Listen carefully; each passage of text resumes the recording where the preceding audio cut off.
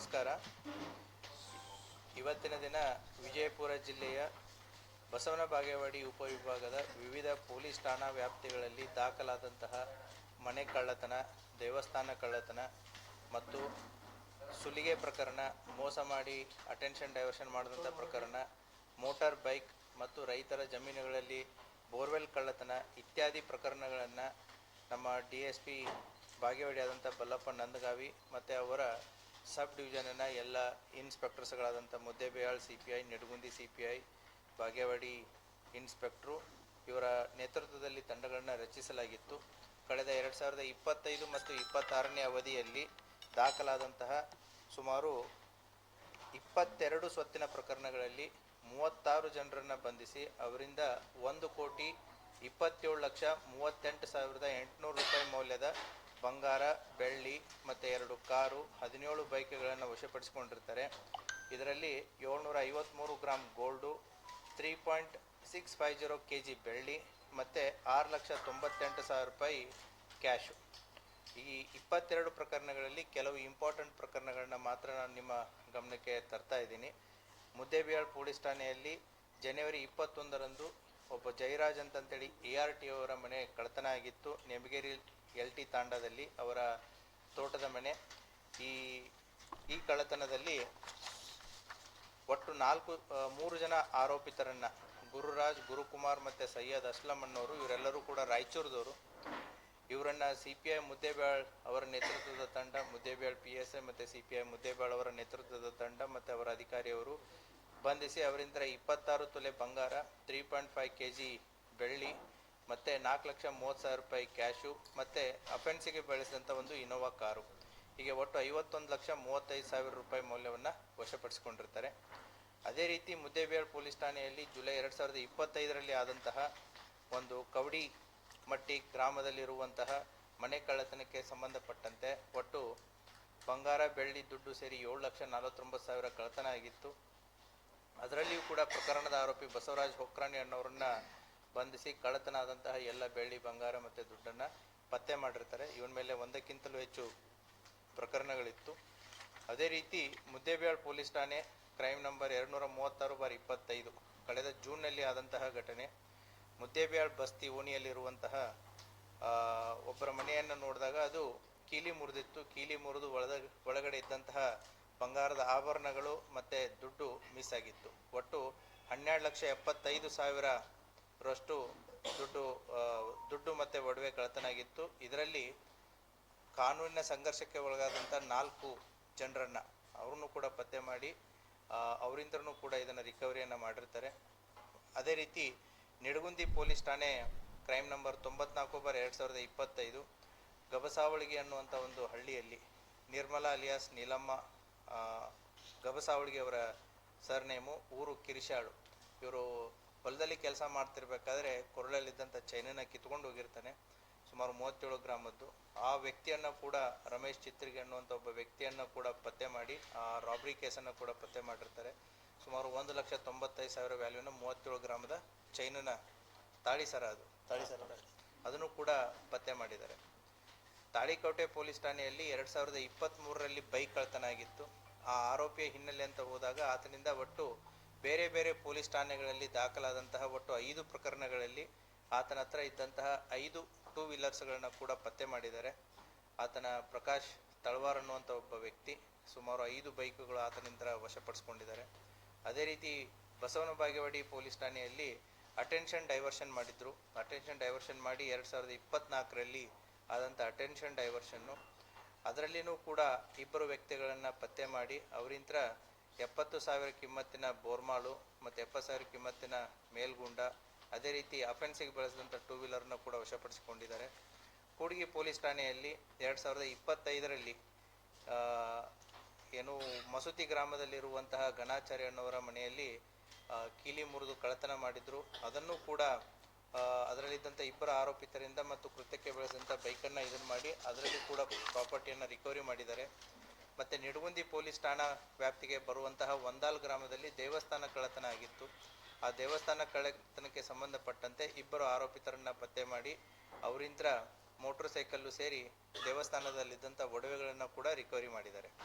ಈ ರೀತಿಯಾಗಿ ನಾವು ಕಳೆದ ನವೆಂಬರ್ ಮತ್ತು ಡಿಸೆಂಬರದಲ್ಲಿ ಈ ಅಪರಾಧ ಪತ್ತೆಗೋಸ್ಕರ ಸ್ಪೆಷಲ್ ಟೀಮ್ಸ್ಗಳನ್ನ ಮಾಡಿ ಅವುಗಳನ್ನು ಪತ್ತೆಗೋಸ್ಕರ ಅಂತಂತ ಹಿಂದೆ ಬಿದ್ದಾಗ 2023, 24 ಮತ್ತು 25ರ ಪ್ರಕರಣಗಳನ್ನು ಕೂಡ 26ರ ಪ್ರಕರಣಗಳನ್ನ ಕೂಡ ನಮ್ಮ ಬಾಗೇವಾಡಿ ಉಪವಿಭಾಗದ DSP ಅವರ ನೇತೃತ್ವದಲ್ಲಿ ಮತ್ತು ಅವರ ಉಪವಿಭಾಗದ ಎಲ್ಲ ಇನ್ಸ್ಪೆಕ್ಟರ್ಸು ಮತ್ತು PSI ಅವರು ಮತ್ತು ಅವರ ಸಿಬ್ಬಂದಿ ವರ್ಗದವರು ಎಲ್ಲರೂ ಸೇರಿ ಸುಮಾರು 22 ಸ್ವತ್ತಿನ ಪ್ರಕರಣಗಳಲ್ಲಿ 36 ಜನರನ್ನು ಬಂಧಿಸಿ ಅವರಿಂದ 1,27,38,800 ರೂಪಾಯಿ ಮೌಲ್ಯದ ಬಂಗಾರ, ಬೆಳ್ಳಿ ಮತ್ತು 2 ಕಾರು, 17 ಬೈಕ್ಗಳನ್ನು ಪತ್ತೆ ಮಾಡಿದ್ದಾರೆ. ಇವರ ಕರ್ತವ್ಯವನ್ನು ನಾನಾಗಲಿ ಮತ್ತು ಇಲಾಖೆಯವರು ಅವರ ಕರ್ತವ್ಯವನ್ನು ನಾವು ಶ್ಲಾಘಿಸ್ತೀವಿ. ಸೊ ಅವರಿಗೆ congratulations. Thank you. Property display ಇದೆ.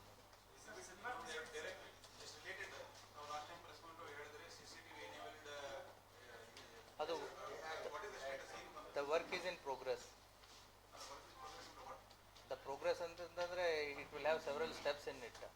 ಸೊ ದ ಡಿಪಾರ್ಟ್ಮೆಂಟಲ್ ಅಪ್ರೂವಲ್ ಆಗಿರ್ಬೋದು, then the tender inviting authority ಇರುತ್ತೆ, ಟೆಂಡರ್ ಸ್ಕ್ರೂಟ್ನಿ ಅಥಾರಿಟಿ ಇರುತ್ತೆ. So there are n number of steps. The work is going on. We need time till June. We are hopeful. ಅದಕ್ಕೆ ಒಂದು technical team ಅಂತ ಇರುತ್ತೆ. They are evaluating. They will prepare the DPR and depending upon the requirement, depending upon the budget, the number will be decided.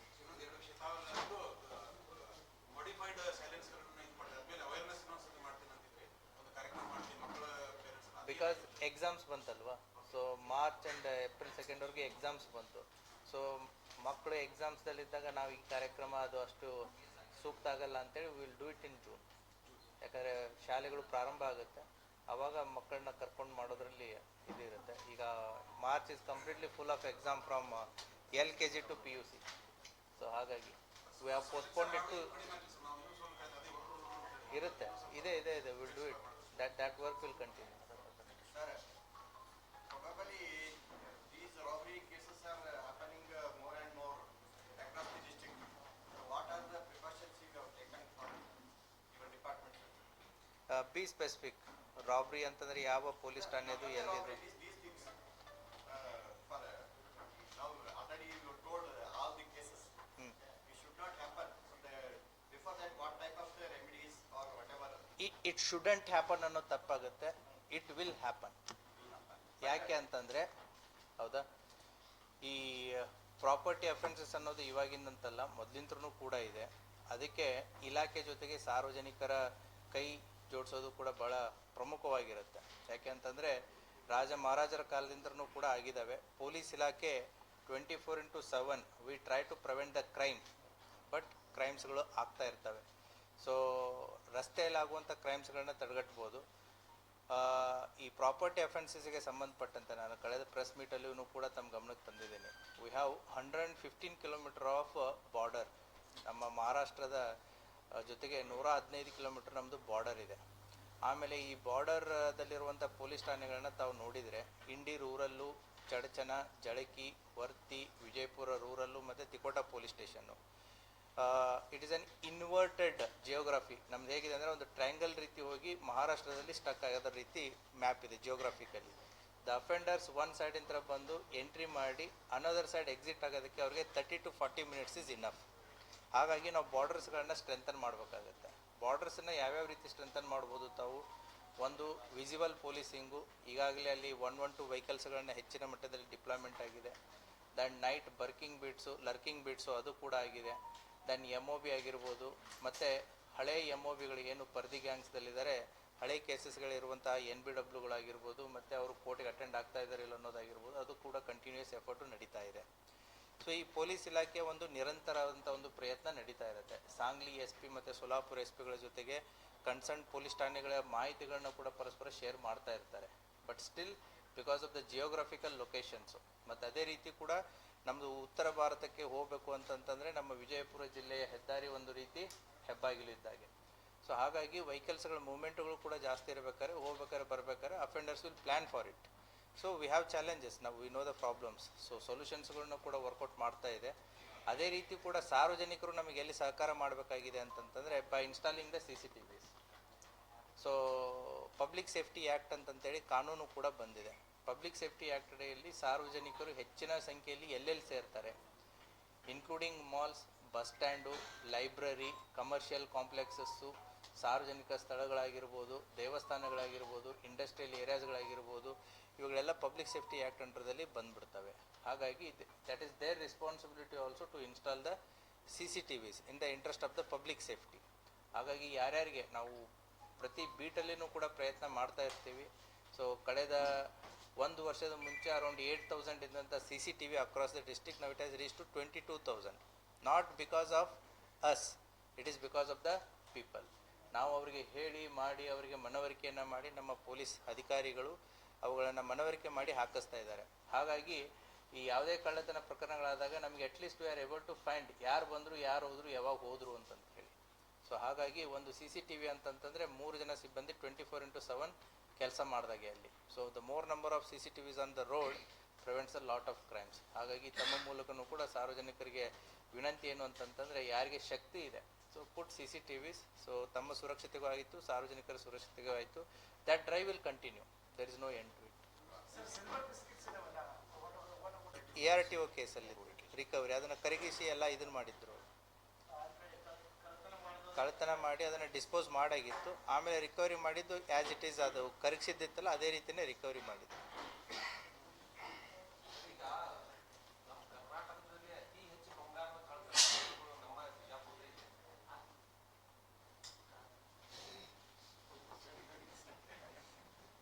ಪ್ರಶ್ನೆ complete ಆಗಲಿಲ್ಲ, ಹೇಳಿ. ಅತಿ ಹೆಚ್ಚು ಆಗಿದ್ದು ನಮ್ಮಲ್ಲಿನೇ, ಅತಿ ಹೆಚ್ಚು ರಿಕವರಿ ಆಗಿದ್ದು ನಮ್ಮಲ್ಲಿನೇ. ಸೊ ಹಾಗಾಗಿ ದಟ್ಸ್ ವಾಟ್. ಈಗ ಮನಗುಳಿಯಲ್ಲಿನೂ ಕೂಡ ಹುಬ್ಳಿ ಮತ್ತು ಗೋವಾದವ್ರು ಬಂದ್ ಮಾಡಿದ್ದು, ಬೋತ್ ಚಡ್ಚನ ಆ್ಯಂಡ್ ಹಲ್ಸಂಗಿ ಮಹಾರಾಷ್ಟ್ರದಿಂದ ಬಂದ್ ಮಾಡಿರೋದು. ಬಟ್ ನಮ್ಮ ಜಿಲ್ಲಾ ಪೊಲೀಸು ಅದನ್ನು ಅಲ್ಲಿಗೆ ಬಿಡಲಿಲ್ಲ. And they have recovered almost 95% in Managuli, 100% in Halsangi, and nearly 70% in Chadchan. The remaining 30% we know the people, the work is going on, the time will come.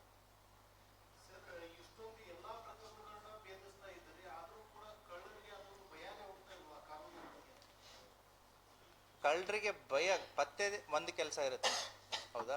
So ಕಳ್ಳರಿಗೆ ಭಯ ಅಂತಂತಂದರೆ ಕಾನೂನಿನ ಅಡಿಯಲ್ಲಿ ಅದು ಯಾವ ರೀತಿ ಕಾನೂನು ಇದೆ ಅದರ ಪ್ರಕಾರ ಹೋಗುತ್ತೆ. These are like 7 years punishment ಇರುವಂಥ ಅಫೆನ್ಸಸ್ಗಳು. So they will get bail within 1 week or 10 days, ಅಷ್ಟರಲ್ಲಿ ಬೇಲ್ ಸಿಕ್ಬಿಡುತ್ತೆ. ಸೊ ಪದೇ ಪದೇ ಮಾಡೋರ ಮೇಲೆ ನಾವು ಗಡಿಪಾರು ಅಥವಾ ಎಕ್ಸ್ಪೆರಿಮೆಂಟು ಅನ್ನೋದು ಒಂದು ಇರುತ್ತೆ. But they will keep doing. ಅವ್ರಿಗೆ ನಮ್ಮ ಪೊಲೀಸರಿಗೆ ಒಂದು ವ್ಯಾಪ್ತಿ ಇದೆ, ನಿಮಗೂ ಕೂಡ ಒಂದು ವ್ಯಾಪ್ತಿ ಇದೆ. ಬಟ್ ಕಳ್ಳರಿಗಾಗಲಿ ಅಥವಾ ಏನೋ ಅಪರಾಧ ಮಾಡೋರಿಗಾಗಲಿ ಅವ್ರಿಗೆ ವ್ಯಾಪ್ತಿ ಅನ್ನೋದೇ ಇಲ್ಲ. ವಿಜಯಪುರ ಜಿಲ್ಲೆ ಅಂತಂತಿಲ್ಲ, ಅವರಿಗೆ ಇಡೀ ಭಾರತನೇ ಒಂದು ವ್ಯಾಪ್ತಿ. ಹಾಗಾಗಿ ಅಫೆಂಡರ್ಸ್ ಸೇಮ್ ಇರೋದು ಬೇರೆ, ಬೇರೆ ಬೇರೆ ಅಫೆಂಡರ್ಸ್ಗಳು ಬಂದು ಮಾಡೋದು ಬೇರೆ. ಹಾಗಾಗಿ ಅವ್ರಿಗೆ ನಮಗಿರುವಂಥ ವ್ಯಾಪ್ತಿ ಅವ್ರಿಗಿಲ್ಲ. That is the limitation. ಅದನ್ನು ಅನ್ನಕ್ಕೆ ಬರಲ್ಲ.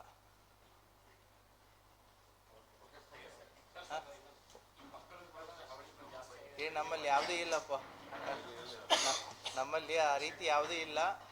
ಸೊ ಅಂಥ ಯಾವ ಸುದ್ದಿನೂ ಇಲ್ಲ, ಯಾವುದೂ ಇಲ್ಲ. ಅದಕ್ಕೆ ಯಾರು ಕಿವಿ ಕೊಡೋದು ಬೇಡ.